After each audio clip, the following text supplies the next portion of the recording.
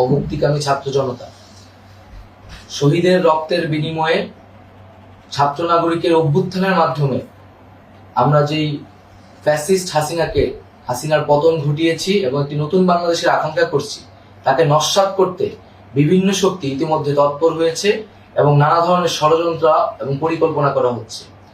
আমরা মুক্তিকামী ছাত্র জনতার পক্ষ থেকে স্পষ্টভাবে বলতে চাচ্ছি যে এই বাংলাদেশকে ফ্যাসিবাদী রেজিম থেকে মুক্ত করার জন্য এবং একটি নতুন বাংলাদেশ, জনগণের বাংলাদেশ প্রতিষ্ঠার জন্য সকল ধরনের ষড়যন্ত্রকে নস্যাৎ করার জন্য, প্রতিহত করার জন্য বাংলাদেশের ছাত্র জনতা কিন্তু সদা প্রস্তুত রয়েছে।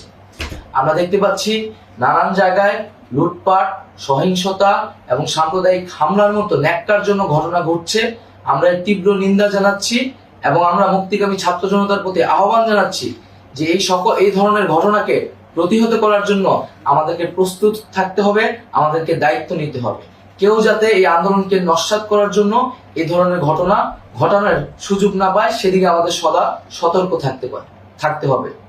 আমরা আরো দেখতে পাচ্ছি যে রাষ্ট্রপতি গতকাল বলেছিলেন যে অনতিবিলম্বে তিনি জাতীয় সংসদ বিলুপ্ত করবেন, কিন্তু আমরা এখনো দেখছি যে একটি অভ্যুত্থানের পরেও এই ফ্যাসিস্ট হাসিনার জাতীয় সংসদ রয়ে গেছে।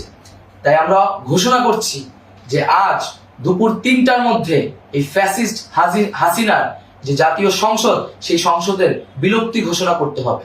যদি আজ বিকাল 3টার মধ্যে এই জাতীয় সংসদের বিলুপ্তির ঘোষণা না আসে, তবে আমরা কঠোর কর্মসূচি দিতে বাধ্য থাকব।